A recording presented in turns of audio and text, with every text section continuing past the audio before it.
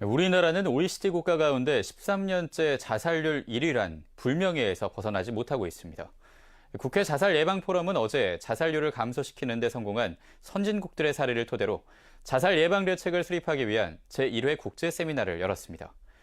현장에 이학주 기자가 다녀왔습니다. 덴마크와 일본은 선진국이라는 점 외에도 특별한 공통점이 있습니다. 바로 적절한 예방 대책을 통해 자살률을 크게 줄인 겁니다.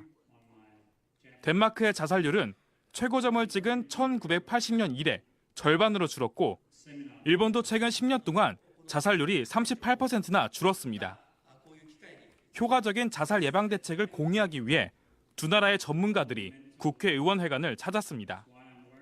덴마크에서는 얀 메인즈 알보그 대학병원 정신의학과 교수와 토마스 리만 주한 덴마크 대사가, 일본에서는 자살 대책 지원센터인 라이프링크의 시미지 야스유키 대표 등이 참석했습니다.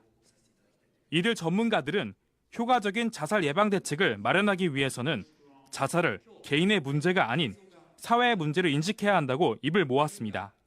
자살을 금기시하는 것이 아니라 공론화해야만 사회 전체가 머리를 맞대고 올바른 대책을 찾을 수 있다는 겁니다. 양국 전문가들은 그러면서 협력의 필요성을 강조했습니다. 덴마크의 경우 정부 당국과 전문가 사이의 효과적인 협력을 통해 5개 주에 국립자살예방연구소를 설립할 수 있었습니다. 일본 라이프링크 시미지 대표도 인적 네트워크의 중요성을 역설했습니다. 법조와 의료계 등 다양한 분야의 전문가들이 네트워크를 통해 정보를 교환하고 또한 협력을 통해 유연하고 효과적인 대책을 세울 수 있었다고 말합니다. 시미즈 대표는 아울러 일본 국회의원들의 초당파 모임인 자살대책의원연맹에 도움이 컸다고 말했습니다.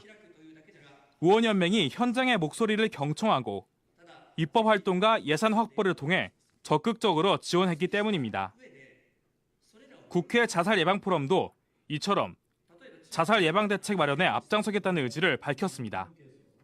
자유한국당 김용태 의원은 우리나라도 10년 전에 비해 자살률이 줄었다며 우리도 할 수 있다는 자신감으로 자살률 1위의 오명에서 벗어나자고 강조했습니다.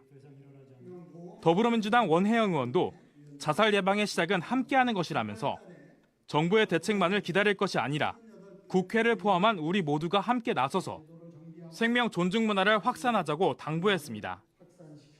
모두가 함께하는 새로운 연대와 협력이 새로운 해결책을 만들어낼 수 있다는 표어가 우리에게 절실히 다가옵니다. CPBC 이학주입니다.